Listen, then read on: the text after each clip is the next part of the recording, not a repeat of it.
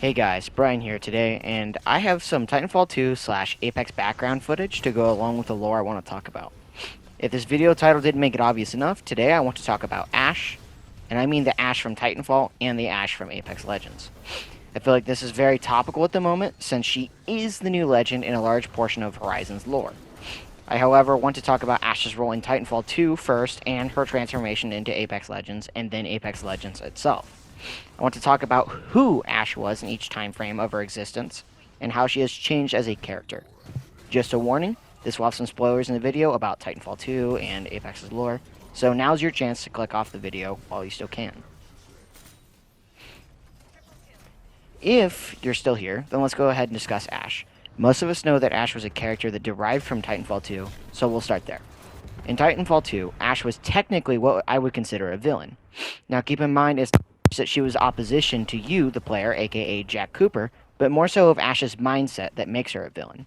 For example, Blisk is opposition to you, so he is an antagonist, but his morals is a lot different from Ash's in Titanfall 2, and he's not that bad of a guy. He's just trying to make a living. It's not so much that he wants to be your conflict. He's a very honorable person, and I wouldn't say a good guy, but he's not entirely a bad guy. Therefore, I would consider him an antagonist, but not a villain, as opposed to Ash, who her mindset is, which I'll get into that, makes her a villain in the story of Titanfall 2.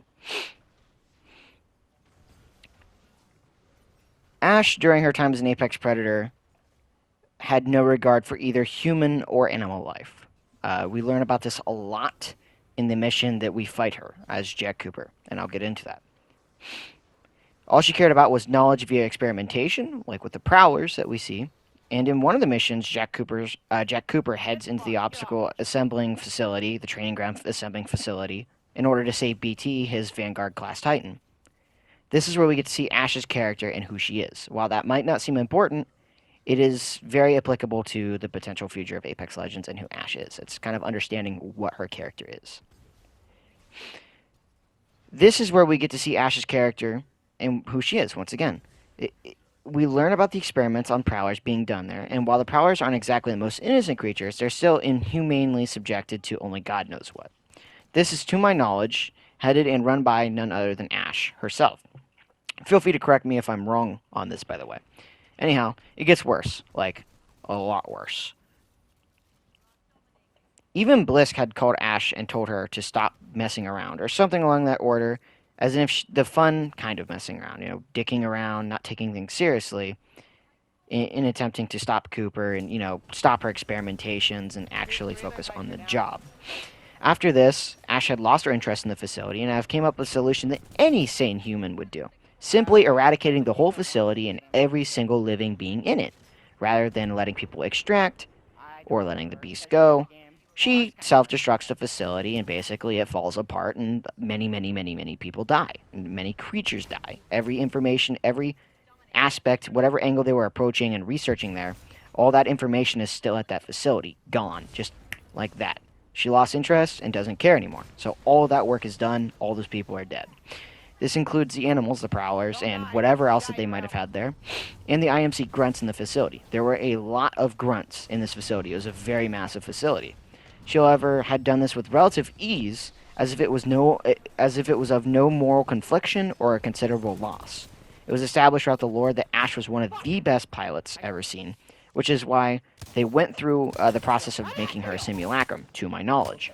We'll get more into that later because Titanfall and Apex kind of differ a little bit in lore in terms of her being a simulacrum. A lot has come to light about her being a simulacrum in Apex Legends. But it's also safe to assume at the same time that she had this similar mindset as a human. So she was relatively cruel as a simulacrum, but we also learned that she was kind of the same way as a human, or at least we can assume that in Titanfall 2. Keep in mind that Ash doesn't know she's a simulacrum. This is a case for every simulacrum ever made, with one exception, and that exception being Revenant. But that is a flawed design into Hammond, since he was the first simulacrum, and he managed to see his own reflection and realize that he was a simulacrum, which was not an issue for other simulacrums. They go through the source code process and whatnot, which we'll get into later, because that ties in with Horizon. Fast forward to the part where Ash confronts Jack Cooper. Spoiler, she loses and gets crushed in BT's hand, thus ending who we knew at first who Ash was. So this villainous character comes to an end, to a degree. We'll explain in Elaborate or explain later on. I didn't know the proper word to really use there.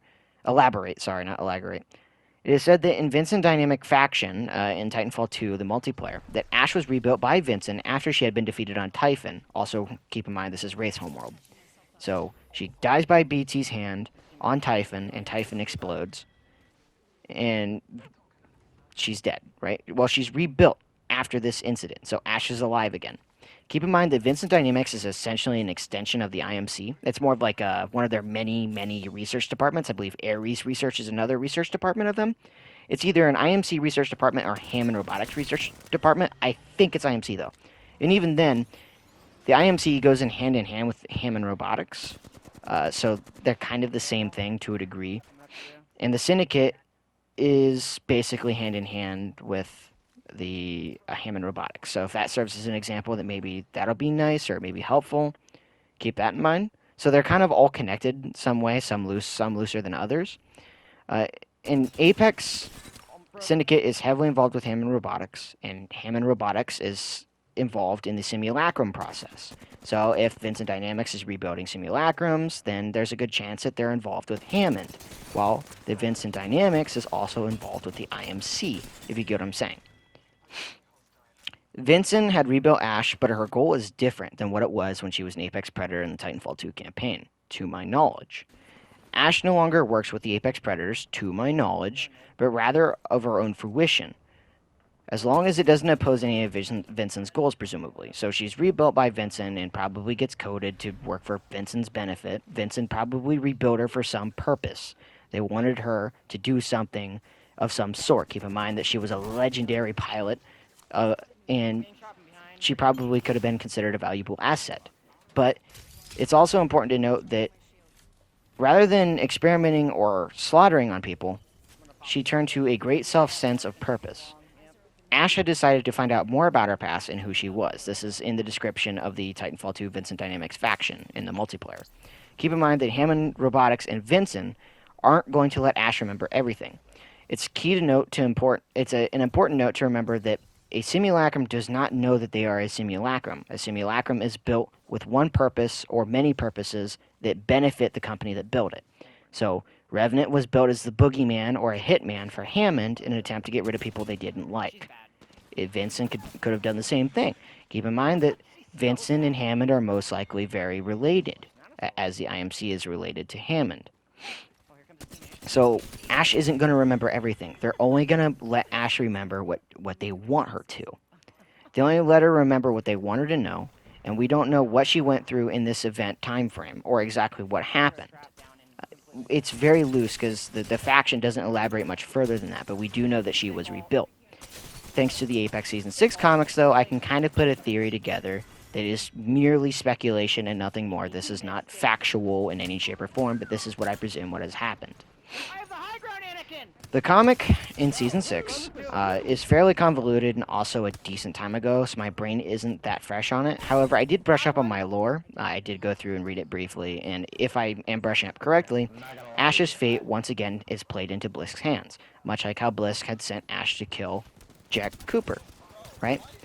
So what I assume, and once again, I need to stress this is purely speculation, is that Blisk was involved in helping Ash, who was attempting to recover her lost past. This is the last goal that we know about Ash in her angles, was that she was trying to find out more about herself, and that she was with Vincent Dynamics.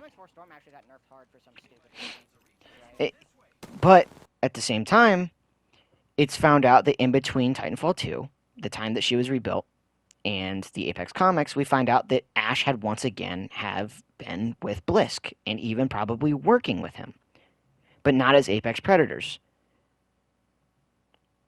Ash at some point had made contact with Blisk, which may have turned against Hammond or Vincent and what they had wanted. Keep in mind that Hammond and Vincent had built her with a purpose.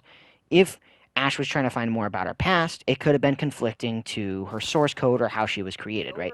If she learns about something that Vincent doesn't want her to, then in a way, I guess you could say that Ash could have possibly gone rogue, right? That's a possibility. Something went down. We're not exactly sure. Once I explained, but I'll explain it again. This comic is kind of convoluted. We still don't know the exact time frame of what happened, or even what exactly happened. We would need more lore, which I'm sure they would elaborate since Ash is a new legend now. But something went down, and Bliss talked about some kind of deal, and that her fate was the only way. And this is the comic I'm talking about, where he throws her head and her body into the blue glowing arc cancerous ball, or whatever you want to call it. Like I said, I know this sounds very, very loose. It doesn't sound like there's a lot of to it, but it kind of makes sense. It sounded like, in a way, that Bliss had saved Ash, but also by killing her. It didn't sound like it's something that he entirely wanted to do, but he said it was the only way, right? So it sounds like, as an old friend, wanted to save her, but also something was holding him back, some turn of contract, or maybe it was them being fronted by Vincent or Hammond or even the Syndicate. I don't know. My assumption that either they, as in Ash and Blisk, or Ash solely, were compromised, and some kind of conflict led to Ash dying once again. So something went down. Like I said, I know it's very vague for me to just say, oh, something happened, but I don't know what that is. I'm assuming that this is taking place between the time frame that Ash was rebuilt to the time that Ash had met Blisk. Blisk, sorry. I'm assuming that Blisk was connected with Ash in some shape or form and helping her find her past, since that was her goal. Once again, she dies, or is destroyed, however you want to state it. And I presume that this conflict was with Hammond, since she ended up in a Hammond dumpster, which I'll explain this more later on, and, the Hammond Industries building simulacrums and whatnot. But once again, I'll elaborate that on it further. What I find interesting is that Ash has understood and came to terms with her fate in this situation. She didn't object to Blisk throwing her into whatever blue ball of cancer it was. I really don't know what to call it. This transformation from Titanfall 2 to Apex, we see a character change. During this time, we see a character who is less cynical. Think of it as a comparison to Voidwalker to Wraith, and how they act differently. Voidwalker is inspired by revenge and bloodlust for those who have wronged her, while the other, being Wraith, had only wanted answers. Voidwalker remains heartless, while Wraith warmed up to people and became somewhat different in an entirety. I feel that this is a similar nature for Ash, except she is only one being. She is not two different people, one from each dimension, or however you want to explain that. And I also think that she had slowly progressed from one state to a slightly better one, though not to the degree of Voidwalker to Wraith.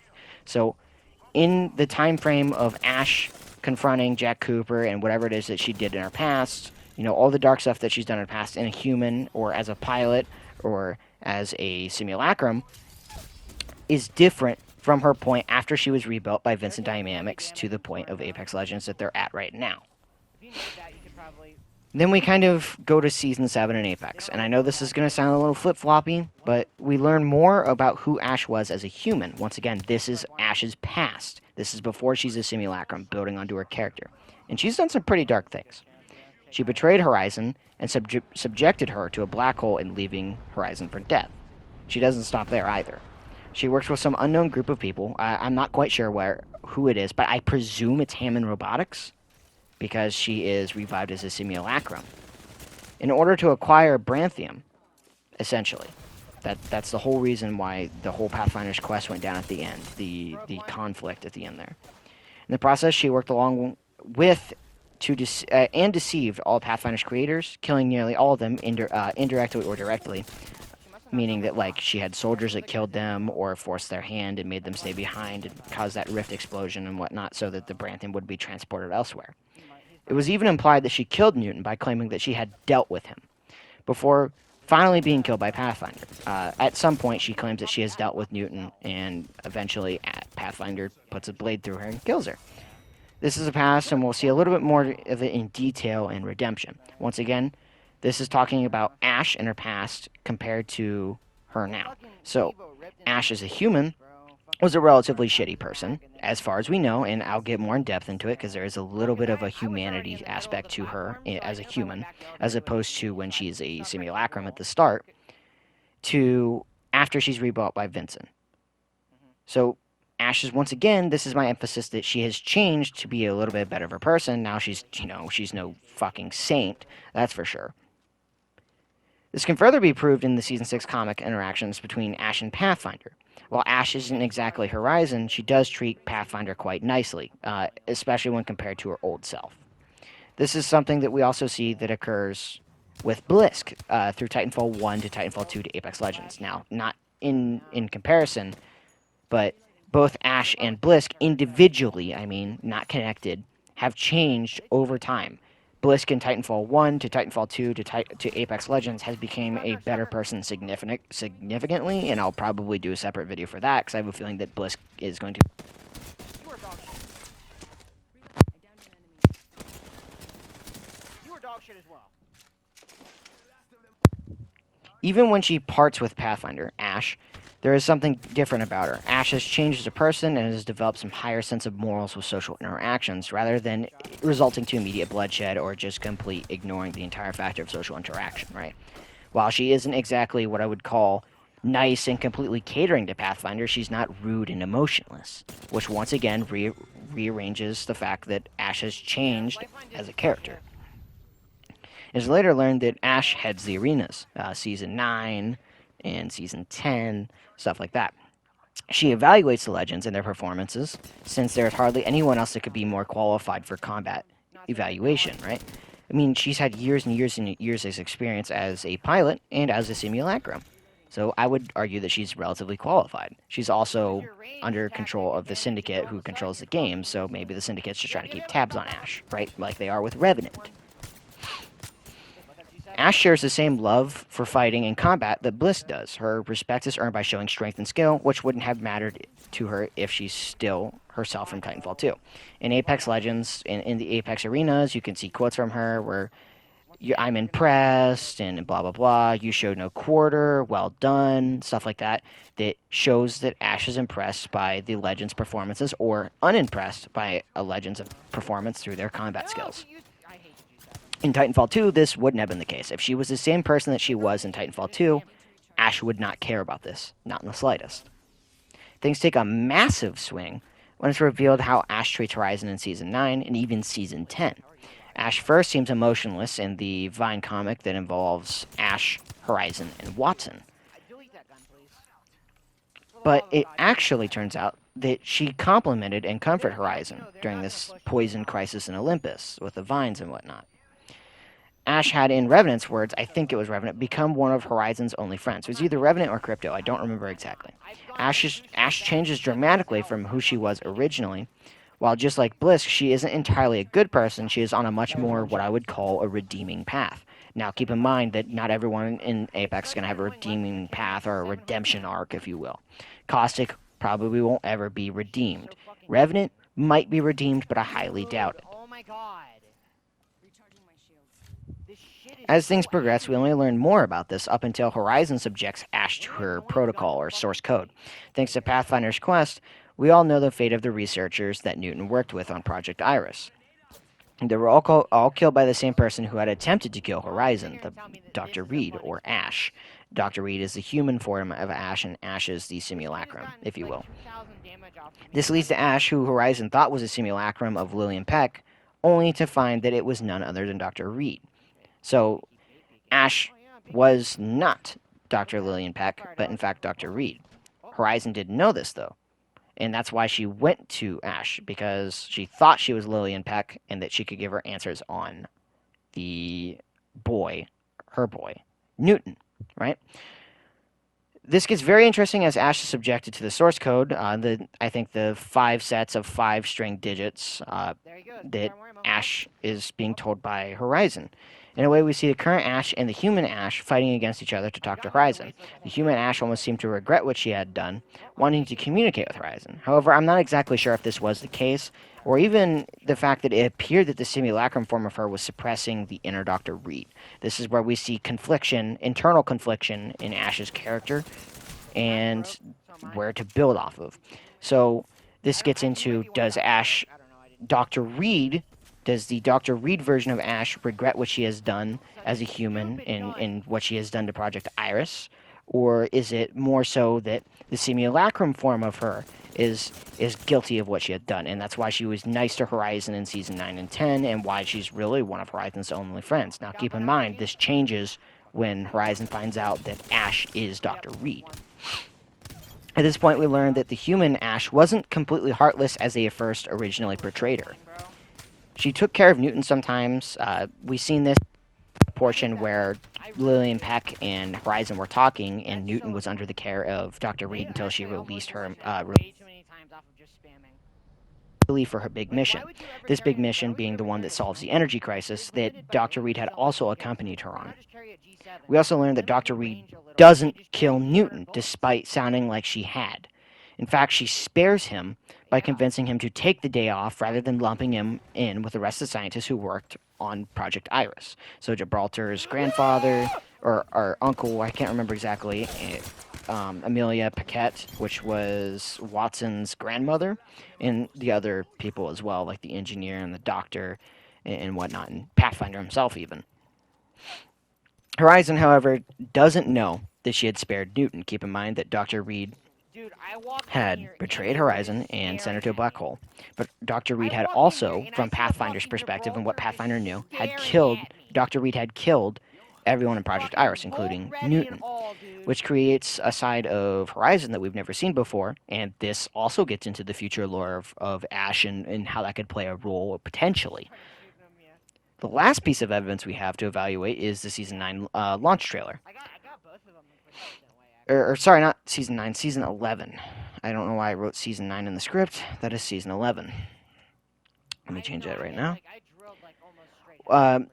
Ash plays... This trailer plays an important role in showing Ash who Ash is versus who Revenant is. Keep in mind that they're the only two simulacrums ever to be known to actually be aware that they are simulacrums, right? While Revenant is mostly, but not completely, lackluster in motion or regard for human life, Ash is much more considerate in that spectrum. I don't want to go on a spiel, but Revenant does care for the legends to a certain degree, and only some of them. Like, Revenant isn't the biggest fan of Octane or Gibraltar or Mirage, but Revenant definitely shows a little bit more respect for someone like Bangalore, which not so much now that he's probably going to kill Bangalore or Valkyrie, allegedly in the lore. But Revenant has a lot more respect for someone like Caustic or even Rampart. Like, he seems to have a lot of respect for Rampart to a degree. I mean, yeah, he's got his own nickname for a wrench girl, whatnot, but the way he treats her is different than what he does with, like, Mirage, who he thinks is a moronic idiot. I don't want to go on a spiel, so I'll stop there. Ash, however, embraces the combat, but is still diligent of her teammates, unlike Revenant. She saves both Mirage and Bangalore in the trailer on numerous occasions, and she has a very interesting take with Mirage as well. I want to go ahead and take a second to dissect this and kind of talk about it a little bit. While she isn't like motherly as Horizon is, she still does something very similar. She wipes the blood off his cheek while also protecting him, and he makes her remarks about humans being fragile and whatnot. So like she does something similar to Horizon, but is also portrayed in a completely different way. So it can kind of be seen in multiple ways, but either way, Ash doesn't act as caring as Horizon does, but she probably still has that portion of her to act upon. Keep in mind that this entire trailer, or a large portion of this trailer, is portrayed through Mirage's perspective, who is just completely scared shitless about Ash. He feared her in Season 6 in the comics, and he fears her now. He sees her in a very light take. Ash had killed Mirage's opponents around him, but also kept him alive. In a way, she'd protected him and even made a joke about him beaching. I don't remember the exact quote. Ash also let a mouse rest on her blade, flipping it around, not killing it, and then letting it move to her shoulder and resting on her shoulder, once more conveying that Ash isn't completely out for blood or lack of regard for humans or animals anymore, which is a significant difference from Titanfall 2. This is the evolution of Ash's character. She may not be that way with everyone, but Ash certainly treats Mirage with some level of mutual respect or care to some degree. She may not be a motherly figure like Horizon, once again, a rival like Crypto, or even a big annoying prankster sister like Rayma. She also isn't like Pathfinder, who is Mirage's best friend, or like Bangalore and how Bangalore treats Mirage. Now, Bangalore disagrees with Mirage desperately because she does not like Mirage's, or even Wraith's, views on the IMC, but she still sees him as family and wants to protect him, just like all the other legends. She also isn't like Wraith, the one person who continues to laugh and put up with Mirage's antics and pull him out of all the trouble that he manages to get himself in, no matter what the deal. But I'm not going to subject you guys to that. I mean, there's potentially a lot going on there. But I still want to see how Ash is involved with the Legends, not just Mirage, and how she's changed as a character. We've seen evolution from Titanfall 2 to current events, but I want to see how far does she evolve as a character and where does that land her. I don't have a feeling that she's ever going to be like Horizon as a motherly figure, but I don't think that she's going to stop progressing to be better than what she is now. I wonder, why does she treat Mirage like she does? Is she like that for the other Legends? Will she have any connections or info with Wraith, considering that she was stationed in Typhon with that experimentation facility, which is Wraith's home planet that Ash had died on? Or even Bangalore, maybe.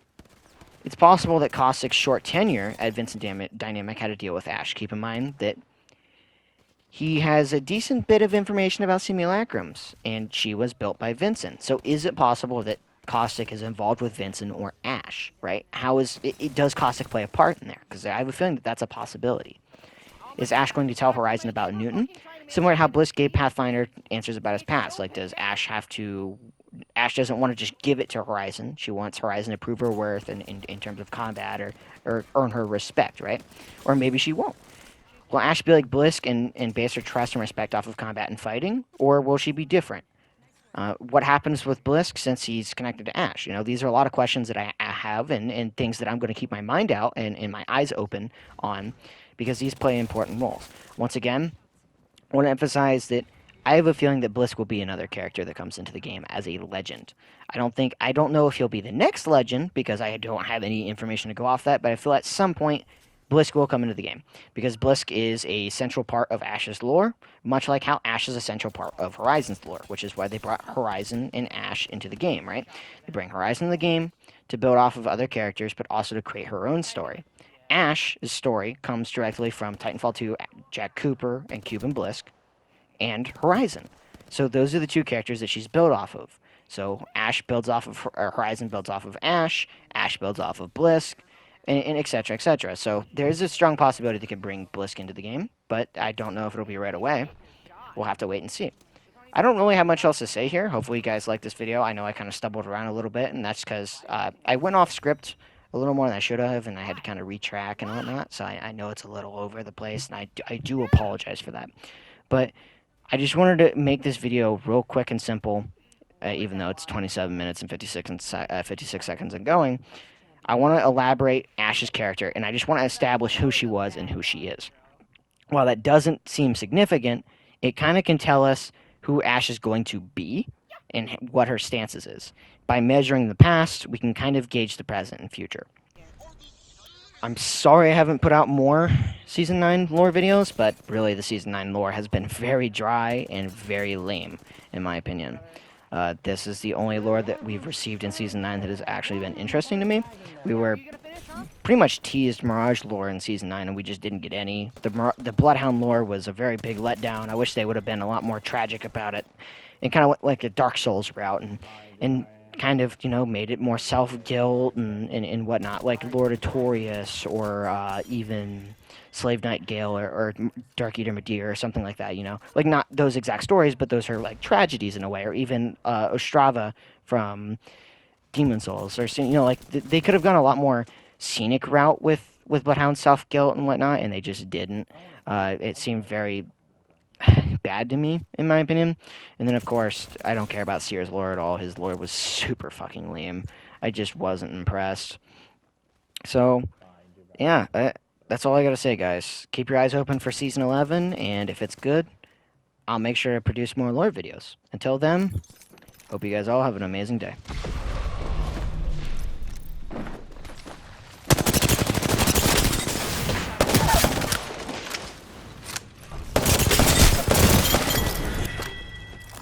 Squad down.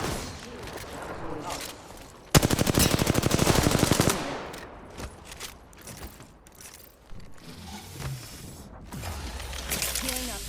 Eyes are open though.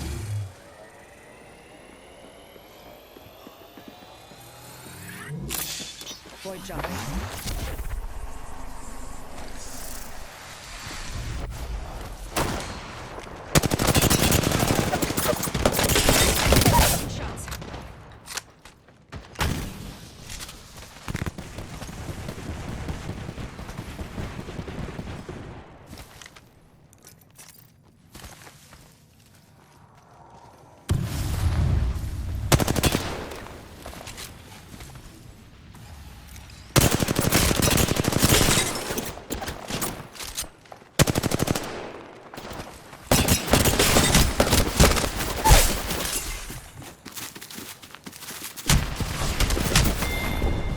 They were both one shot, dude. Change is inevitable, my friend. I just make it beautiful. I love Sorry, I couldn't do anything.